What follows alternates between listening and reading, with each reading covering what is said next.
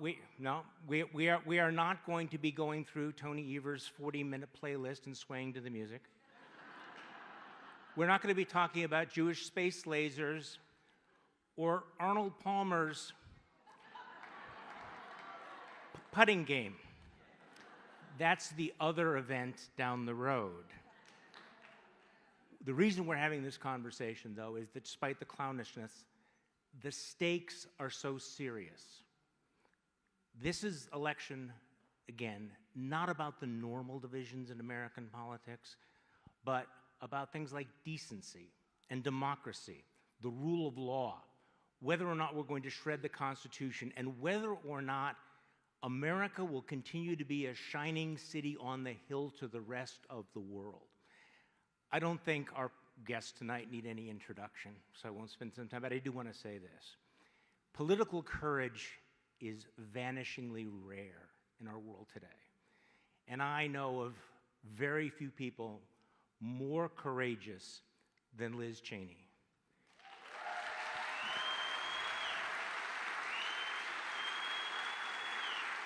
Liz Cheney has given up a lot, but she's also inspired a lot of us. And the thing about Liz Cheney to keep in mind is that Liz Cheney knows that January 6th was not a day of love. So please join me in welcoming to the stage Congresswoman Liz Cheney.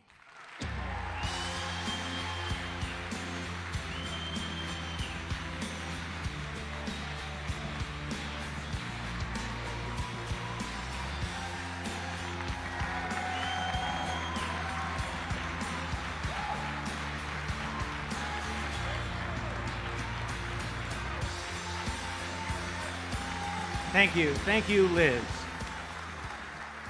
And it is my great privilege and honor to introduce to you tonight someone who is here precisely because she believes we have to put country over party, the next President of the United States, Vice President Kamala Harris.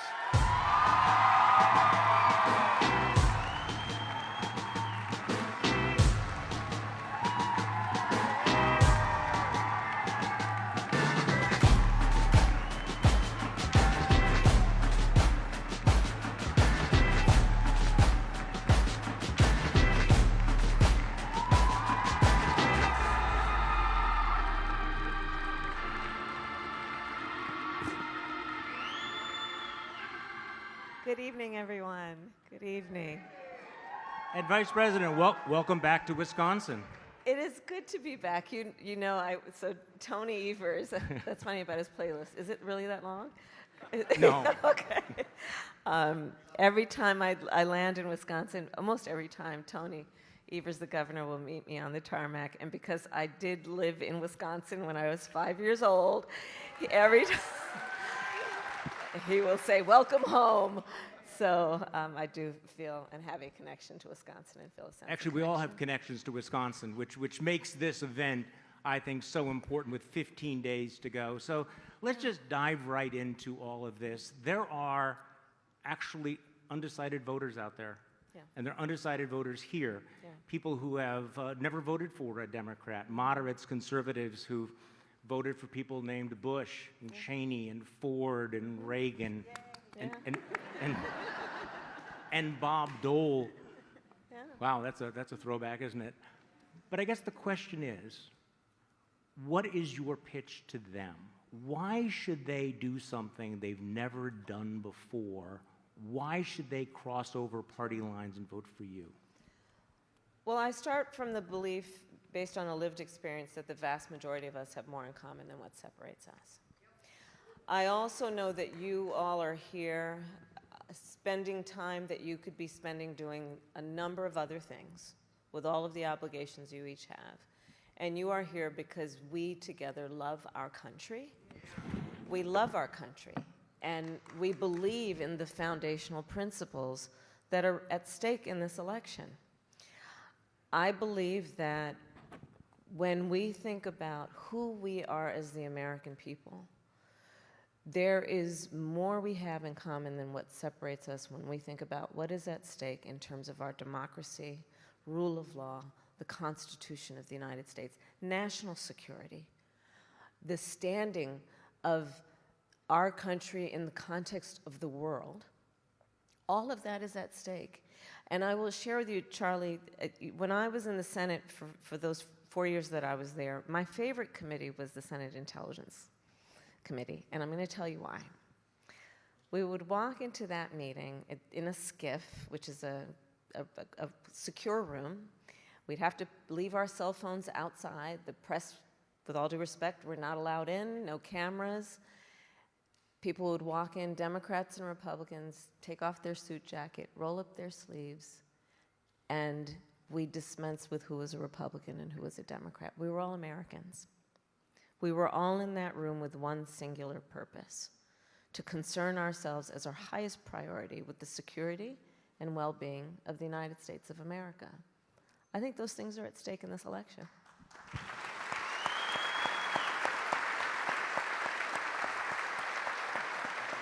Congresswoman Cheney, you know how hard this is, though.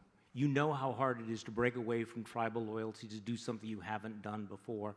So I'd like you to address that as well. Lindsey Graham was on television yesterday saying, what are you, never Trump Republicans, what are you thinking of? How could you possibly do all of this? There are a lot of people who are listening to us who may be disillusioned with what's happening with the Republican Party, but they're afraid of paying the price, because there is a cost to all of that. So what do you say to those Americans? Well, don't listen to Lindsey Graham, number one. It's good life advice, actually. But what I say is that what undergirds everything that we are as a nation, is the rule of law, and it's our Constitution. And when you look at what Donald Trump did after the last election, when you look at the cruelty that's involved in someone who watches an attack on the United States Capitol, an attack conducted by people in his name, and refuses for over 3 hours to tell the mob to leave, I mean, people just need to think about what that's depravity. He watched the attack happen, and people kept asking him, please tell the people to leave. And law enforcement officers were being brutally beaten, and the Capitol was being assaulted, and he would not tell people to leave for over 3 hours. That cruelty is the same cruelty that we see when he lies about the federal government's disaster response, when he puts people's lives at risk because he won't tell the truth. He's a man who's unfit to be the president of this good and honorable and great nation. And so I've spent a lot of time working before I was elected to Congress in countries around the world that weren't free, or where people were trying to achieve their freedom. And I know how fragile this can be, how fragile democracy can be. And so in this election, we have a choice. We have the choice of somebody in Vice President Harris who you know is going to uphold the rule of law. You know that she's going to lead this country with a sincere heart. You know that she is going to always be thinking about what is best for this nation. We might not agree on every issue, but she is somebody that you can trust and someone that our children can look up to. And I think it's so important for us to cast the vote for Vice President Harris this time around. Vice President, I was thinking about one of your social media posts recently, where you go through all the things that Donald Trump has bailed out of, that he won't debate you, that he won't do interviews, that he's refusing to release certain information. And you asked an interesting question: what is he hiding? Yeah. So what in fact is he hiding? Well, I wonder what is he hiding. I also wonder what his staff is trying to hide by preventing or suggesting he not debate me again, not do these interviews. It is the norm, as you know, that presidential nominees will do a 60 Minutes interview. He has refused to do that. He is pulling out of interviews left, right, and center. And I think that what we see about him in public, whether it be his rallies or, as you said, would it be called just a solo dance? I don't know that it has I don't think it has a name to it. Dance is really generous. Yes, what that was. I think it does lead us, and it should lead us to observe that he is increasingly unstable. But you don't have to take my word for it. Listen to the people who know him best. The people who worked with him in the White House, in the Oval Office, in the Situation Room. His former chief of staff, 2 former secretaries of defense, his secretaries of defense, his former national security advisor, and of course his former vice president. And they have each talked about, the chief of staff, that Donald Trump has contempt for the Constitution of the United States. Not only has that been said by a former chief of staff of the former president, but we know he has openly talked about his intention to terminate the Constitution of the United States. I have taken that oath 6 times as district attorney, twice, elected and reelected, as attorney general of the largest state in California, twice, as United States Senator, and actually now as vice president. And the Congresswoman and I have talked about that. That is an oath one must take seriously. It is a duty to defend and honor and uphold the Constitution of the United States. He has said he would terminate it. Anyone who wants to be president of the United States should never again be able to stand behind the seal of the President of the United States, having said they would terminate the Constitution of the United States.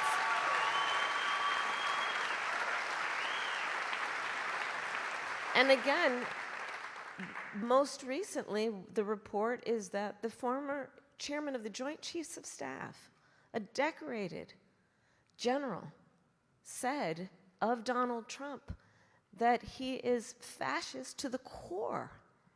These are the people who know him best, people who worked with him. And so, yes, we can talk about that moment on stage of the music and all that, but I think it's very important that we acknowledge, and I've said publicly, Donald Trump is an unserious man. And the consequences of him ever being president of the United States again are brutally serious. Brutally serious. To the Congresswoman's point, I have now, as Vice President of the United States, met over 150 world leaders, presidents, prime ministers, chancellors, and kings. Many of them multiple times. We are on a first-name basis.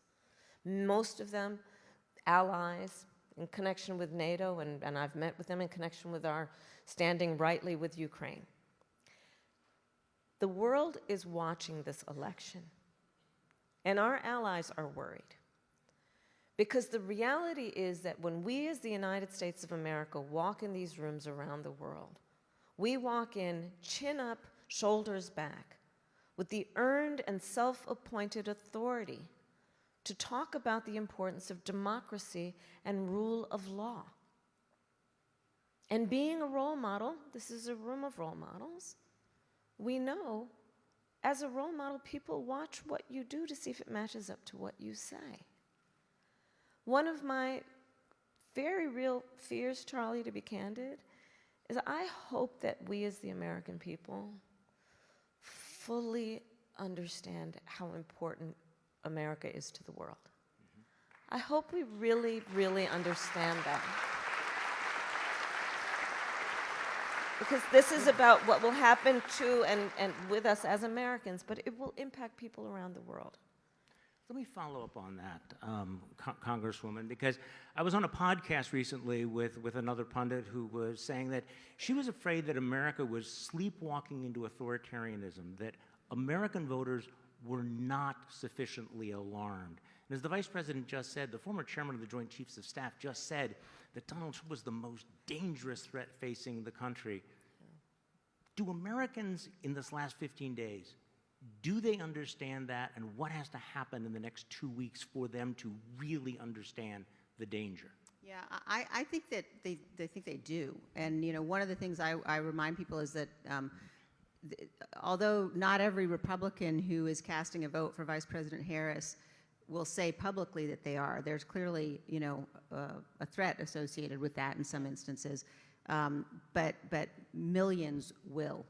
And they will do that for a whole range of reasons, but what you mentioned is so important. I mean, when I think about, you know, the first time I ever voted was for Ronald Reagan.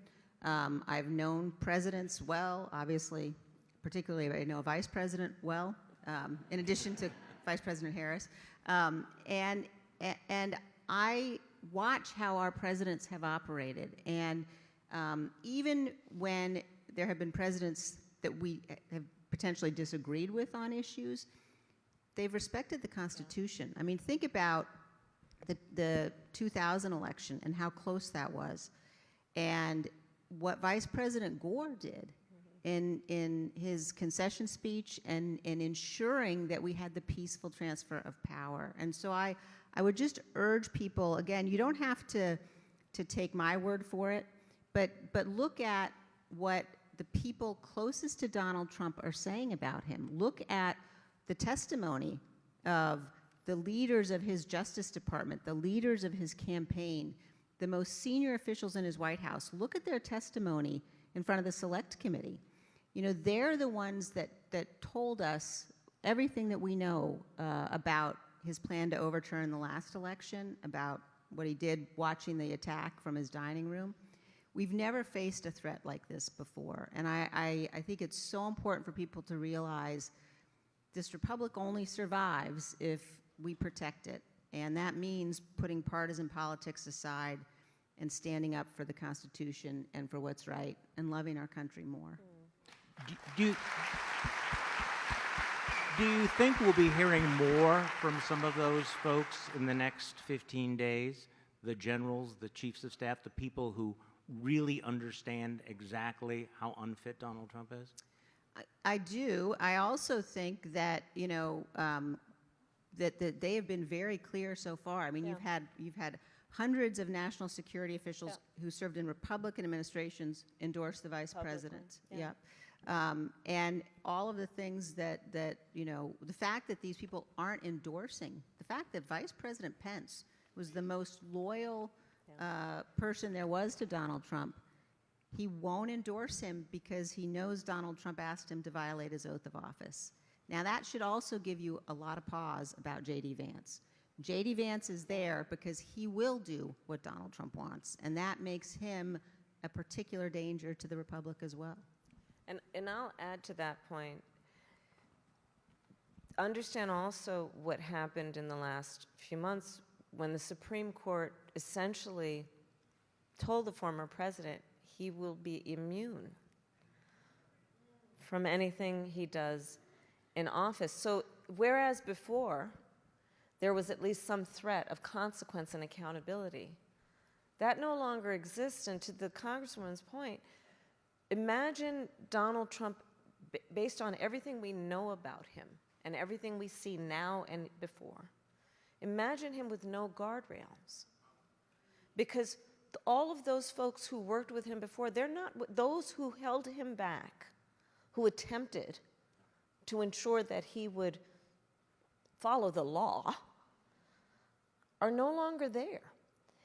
And we have the Supreme Court decision. So the stakes are very high.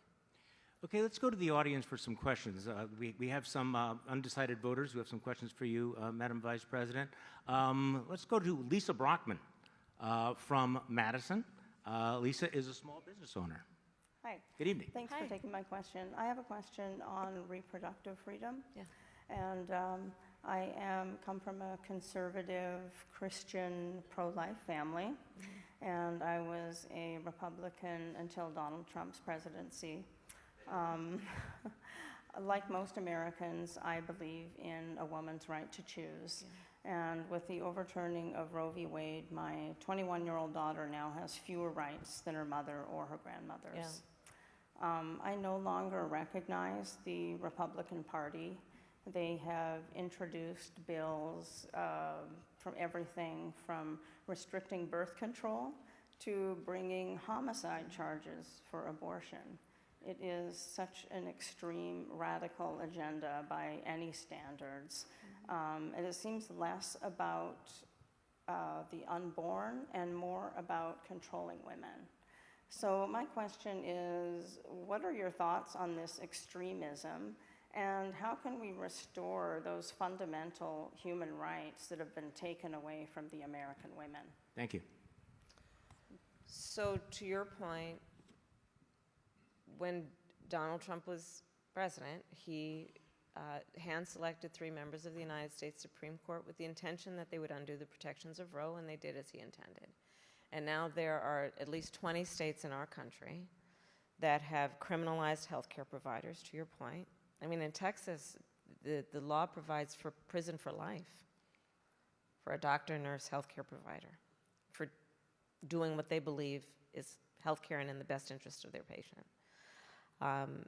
Punishing women, I was actually just this week, just a few days ago, in the state of Georgia with the mother of a young woman who died because of Georgia's abortion ban, and she had to go to another state, and it's a long and very tragic story that did not have to be. And here's how I think about this issue. One does not have to abandon their faith or deeply held beliefs to agree that the government, these folks in a state capital, much less Donald Trump, should not be making this decision for her. If she chooses, she will talk with her priest, her pastor, her rabbi, her imam, but not the government. And I also have found, though, since the 2 years that the Dobbs decision came down that this happened, I have had conversations with a number of people who were opposed to abortion and remain opposed to it, but did not intend for the harm that we are seeing to happen. And I think as this decision came down and we are seeing the harm, there are more and more people who are agreeing that this should not be the government making this decision for women and their families. And the way that we will address this is eventually Congress needs to pass a law restoring those protections. And we need to agree that in our society, you know, we should not have laws that are treating people in a way that is causing such harm. I'll give you another example of the harm that is going on. I started my career as a prosecutor. I have prosecuted everything from low-level offenses to homicides. But one of the reasons I became a prosecutor is because when I was in high school, I learned that my best friend was being molested by her stepfather. And so I said to her, you have to come live with us. I called my mother. My mother said, of course, and she did. And I made a decision early in my life that I wanted to do the work that was about protecting vulnerable people. There are some of these bans that include no exception for rape or incest. I have specialized in those kinds of cases. And the notion that we would tell a survivor of a crime that is a violation to their body, that they have no right to make a decision about what happens to their body next, I mean, I think that's just unconscionable. I think it's immoral. And so this is one of the issues that is at play. And when this issue has been on the ballot since the Dobbs decision came down, in so-called red states and so-called blue states, the American people have voted for freedom. Congresswoman Cheney, I'd like to get your thoughts on this as well.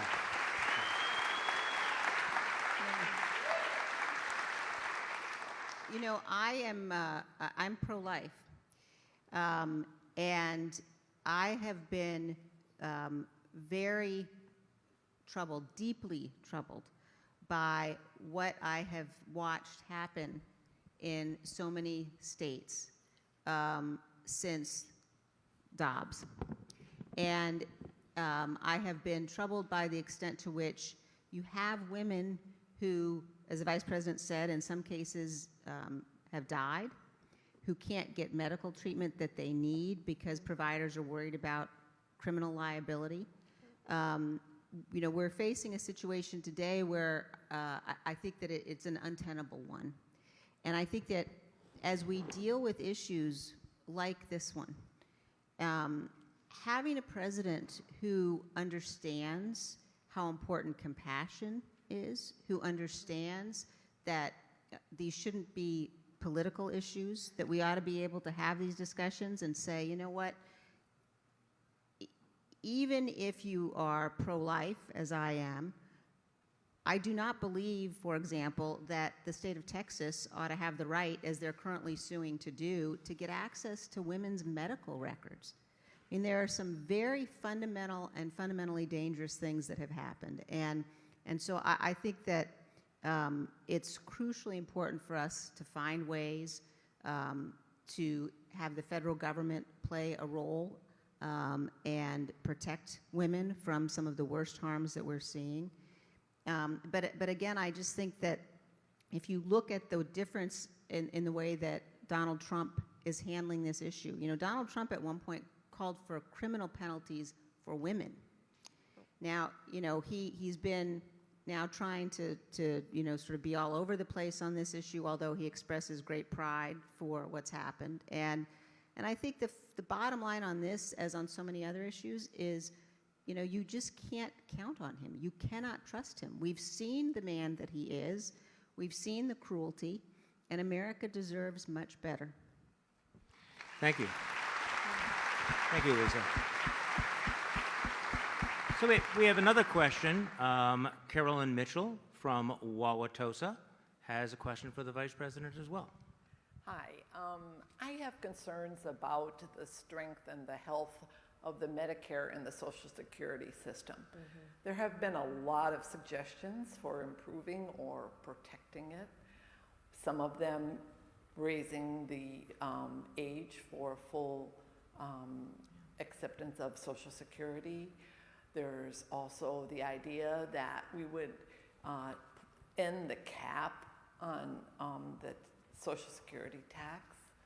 There is also the suggestion that we raise the tax rate on both Medicare and Social Security.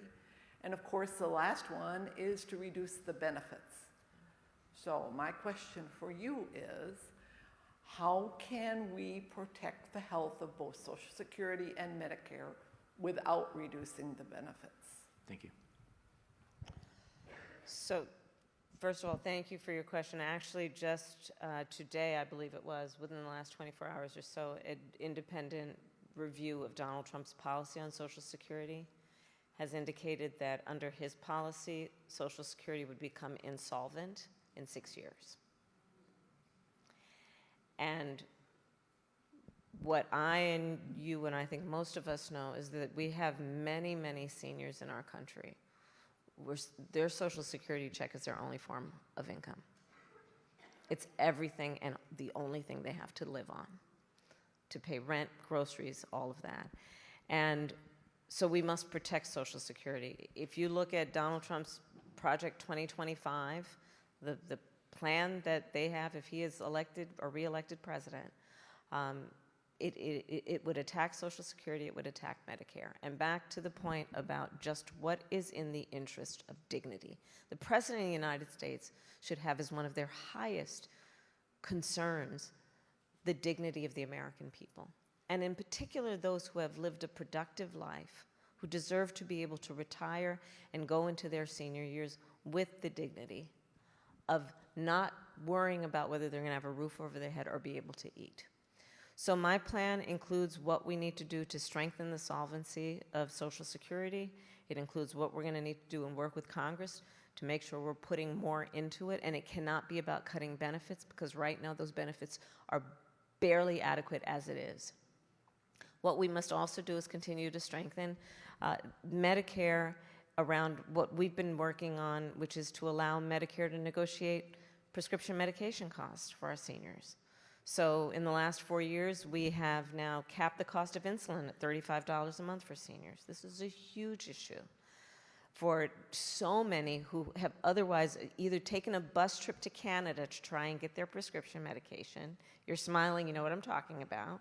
Or not that you have, I'm not suggesting that. Not suggesting that. And we've also capped the cost of prescription medication at $2,000 a year for our seniors. Understanding again that this is a related issue, which is what is causing our seniors to be on the verge of bankruptcy and homelessness, by the way. The other work that we have to do is to deal with home health care and how Medicare is covering that. So part of my plan is right now, the only way that there will be coverage for home health care is, generally speaking, Medicaid, which means that the family or the individual would have to spend down all of their savings to be able to be eligible for Medicaid. And frankly, I think it's just that's wrong, and it's just wrong. You know, I took care of my mother when she was sick. And the work that needs to happen to support our seniors to be able to stay in their home, to be able to live a life with dignity, should include that we will pay attention to the fact that not everybody can afford that help. Not everyone has a family member who can do it. And so my plan includes having Medicare cover home health care work for seniors, so that you can stay in your home, for example, and have someone who can prepare a meal and help you put on a sweater. But the core point being dignity, and understanding that we should not have a society that allows or requires our seniors to go into poverty in order to qualify for the care that they may need, that I think we most would agree should provide. Thank you.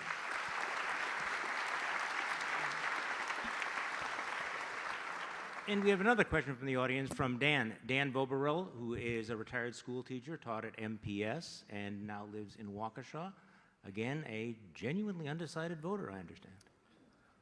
Thank you. Come on, Good Dan. evening. What did you say? I was told I was going to be an alternate, so I was a little worried about getting my question. But Take your time. Take your this time. is a question. I actually retired from MPS, but I currently teach, and I teach at a private Catholic school. I'm a Catholic, but I've also been pro-life, pro-choice, depending. But I have 5 daughters, and I think it's my duty to continue with the children I teach as well, to see that we need to respect women, and I've really come to the conclusion that this toxicity that exists is just rather embarrassing. And as a lifelong Republican, who I thought your father would be a great president. Thank you. Not to say George wasn't, but I've come to this realization, and it's been very difficult. So my big question was for the future of my children, and also students that I encounter, and try to show that we have to have some kind of civility, like we did back in the 80s when Ronald Reagan and Tip O'Neill, of course, could talk about things and solve problems, and now it's trying to get one better than the other. And so I'm just wondering, in your position now, how to convince people like me, who some of my siblings might be questioning what I'm doing here, but I think, like you said, we have to be courageous, and that's what I'm trying to be.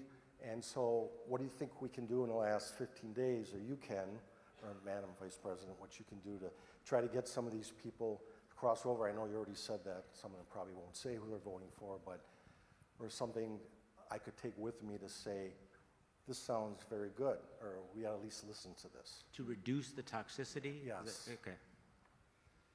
Yeah, I think that you know, you've really put your finger on something that's so important, and you see it as a teacher. You know, any of us who are around young children, I see it as a mom. My kids aren't so young anymore, but you know, when they look at how elected officials, and in particular how Donald Trump is conducting himself now, that's not a lesson that anybody would look up to. And I think about it often from the perspective of the men and women who've worn the uniform of our country and who have sacrificed so much for our freedom. All of us have an obligation to be worthy of that sacrifice. And in this,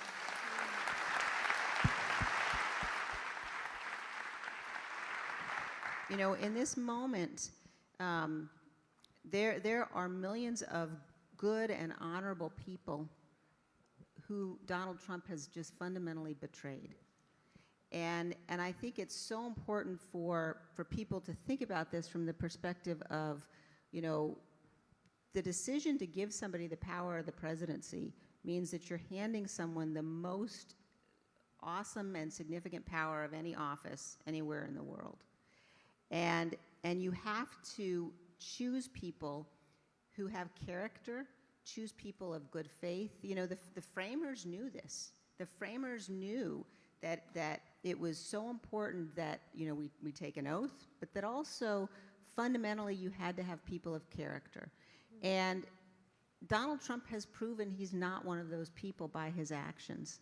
So, what I say to people is, look, for us to get back to a time where we are actually having policy debates and discussions and disagreements, we have to protect what undergirds all of this. And what undergirds all of it is the Constitution. And we have to be willing to say, as a nation, we're better than partisanship. And I say this as someone who spent a lot of years engaged in partisan battles. And there are important debates we have to have. But if we allow someone, again, if we give him the power again to, do all of the things he tells us he's going to do. He says he'll terminate the Constitution. He says he'll deploy the military against the enemy within. That is a risk that we just simply can't take as a nation. And I think that this vote, this election cycle, this time around has to be about so much more than partisanship. And I will just end this by saying, and I also know, because I have spent time with Vice President Harris, because I have come to understand what she believes about how she will govern, that she will be a president for all Americans, that she's committed to listening and committed to having viewpoints, some of which come from different ends of the political spectrum. And if you think about how you conduct your life outside of politics, how we all conduct our everyday lives, those are the kinds of people that you trust. Those are the kinds of people you can work with. Like if you wouldn't hire somebody to babysit your kids, like you shouldn't make that guy the president of the United States. I mean, that's pretty basic. So, Thank you. Madam Vice President, this question goes to the heart of our discussion tonight, because it is not about politics. It's not about left versus right. We're talking about the culture and the impact, the coarsening of the culture, the way in which we have been taught to fear and hate one another, and how our debates have just devolved into sort of trolling one another. How do we get back from that? So I think that Dan raised, and Charlie, your point is really also hitting on. We have to tap into and rejoice, frankly, in the spirit of who we are as Americans. And we are an ambitious people. We have aspirations. We have dreams. We are optimistic by nature. And we, I think, value certain qualities in our leaders.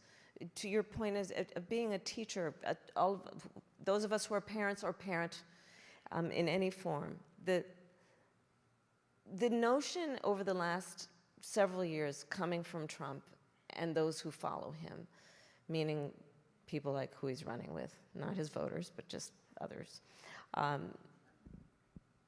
the notion that the measure of the strength of a leader is based on who you beat down is just wrong-headed.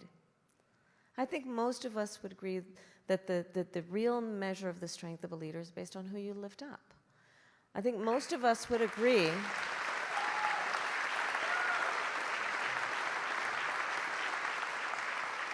and most of us would agree that it is, when we talk about character, it is the sign of strong character to have empathy, to have some level of concern and care about the well-being of other people, and then to do something about that.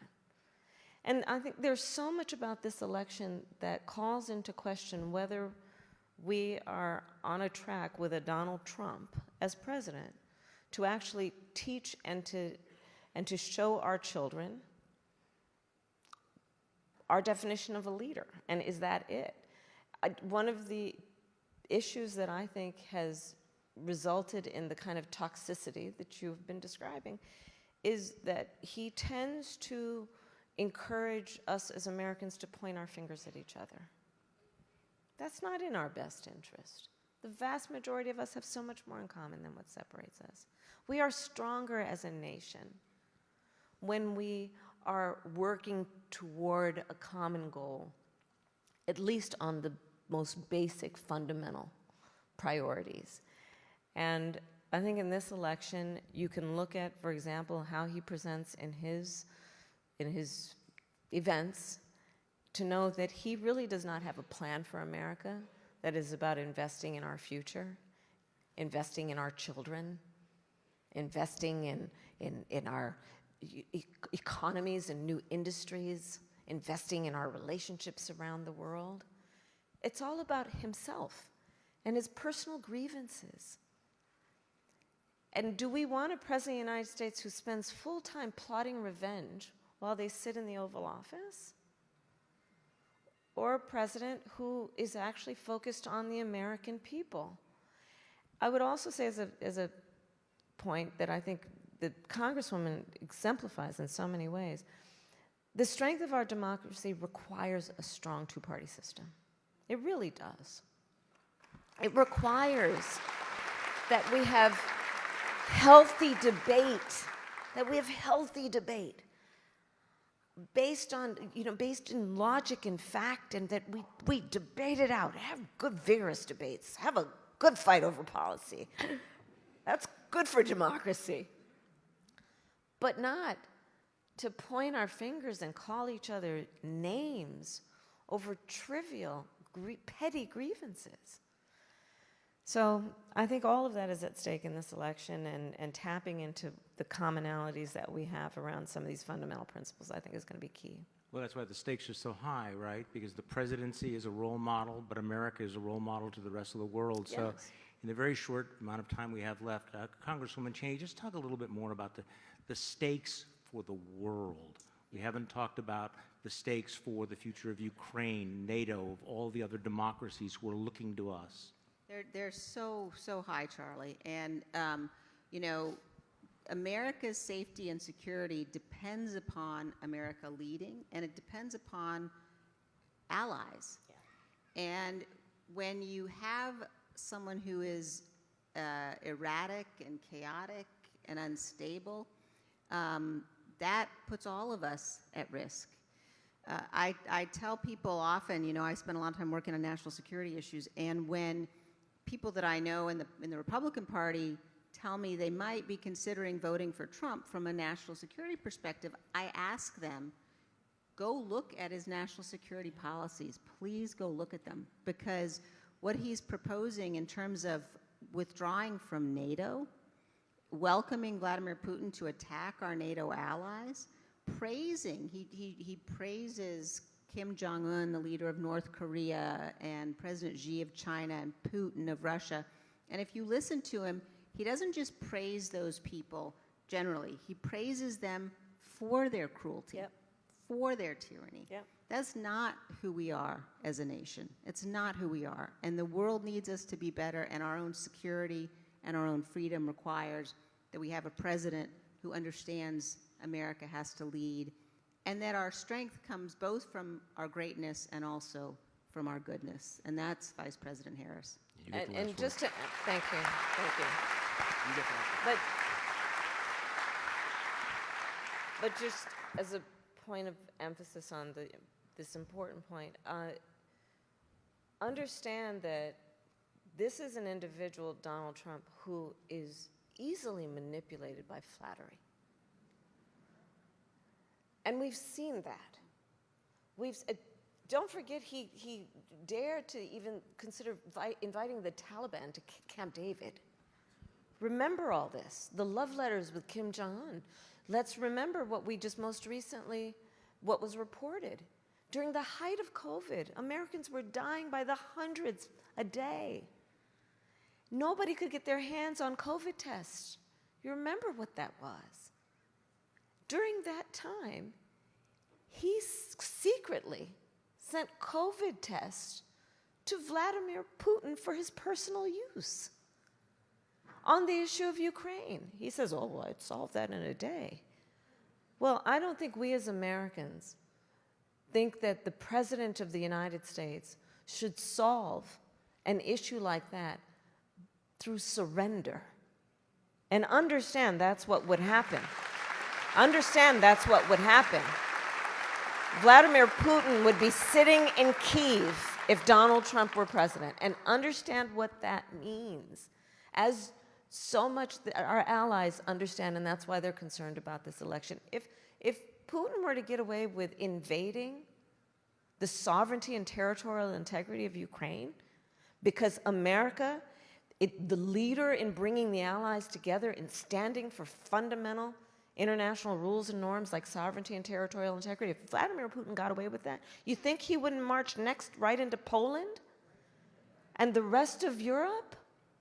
Because Donald Trump wants to please somebody that he considers to be a strong man who he admires? So on this and so many issues, the stakes are extremely high. But I would say this is a final point for now. This is not as much an issue of what we are against as what we are for. And I'll end my point where I started. We love our country, and our country is worth fighting for. And that's how I think of this. Our democracy will only be as strong as our willingness to fight for it. And you all are taking your time out of your lives to be here because we, I think, agree on that among the most fundamental principles at stake. And I thank you for the time you've taken, and I hope to earn your vote, by the way. Thank you. Thank you. Thank you. And we have 15 days to make a decision. Thank you all for coming here to Brookfield. Thank you, Congressman Liz Cheney, Vice President Kamala Harris. Thank you so much.